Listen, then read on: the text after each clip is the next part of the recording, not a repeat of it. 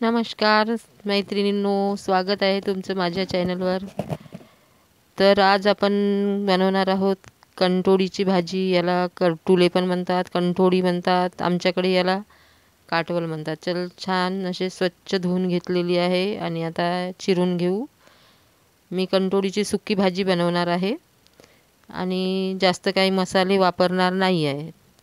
तशी ही मसाले जास्त न वापरता बनवलं तरी पण खूप छान अशी भाजी लागते।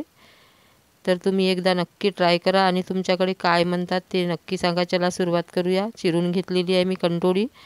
आता आपण पॅनमध्ये तेल तापवून घेतलेलं आहे आणि हे बघा, अशी मी उभी न चिरता गोल चिरून घेतलेली आहे कंटोळी।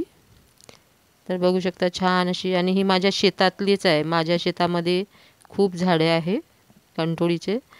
आणि सगळ्यात पहिल्यांदा आपण तेल गरम झाल्यावर मोहरी टाकली। मोहरी तडतडल्यानंतर आपण जिरा टाकून घेऊ। तर जिरा पण छान असं तडतडल्यानंतर आपण याच्यात टाकणार आहोत बारीक चिरून घेतलेला आपण कांदा टाकून घेणार आहोत। भरपूर असा कांदा टाकलेला आहे।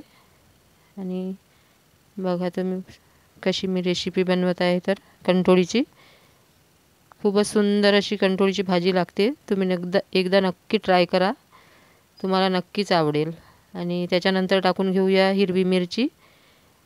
तर ती पण आपण छान अशी परतून घेऊया, तांबूस रंग येईपर्यंत परतून घेऊया कांदा आणि मिरची छान अशी। मी मिरची पहिलेच वापरते कारण आम्हाला थोडं तिखटपणा नको आहे, त्याच्यामुळे मी पहिलेच टाकलेली आहे मिरची। आता आपण कंटोळीच्या पोळी ज्या चिरून घेतलेल्या आहेत त्या आपण टाकून घेऊ आणि छान अशी परतून घेऊया। पहिले जशी आपण कारल्याची भाजी करतो तशीच आपण कंटोळीची पण करायची आहे, पण मी याच्यात काही मसाले तेवढं काही टाकणार नाही आहे। आणि बघा छान परतून घेऊ कंटोळी।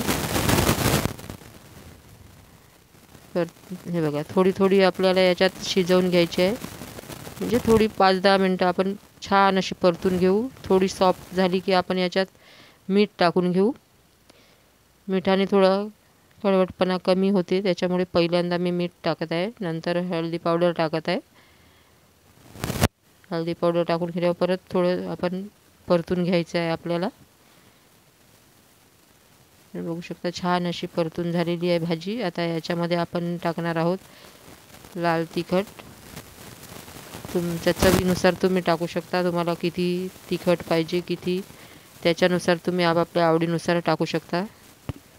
मी मसाले काही वापरलेले नाही आहेत, मी एकदम सोप्या पद्धतीने आणि कमी मसाल्यांची भाजी मी बनवणार आहे, सुकी एकदम। आणि हे बघा, आता मी टाकणार आहे 2 असे बारीक चिरून घेतलेले टोमॅटो, ते मधोमध टाकलेले आहे कारण ते पण, आणि वरून आपण थोडं शिजवून घेणार आहोत छान, मग ते सॉफ्ट होतील टोमॅटो पण।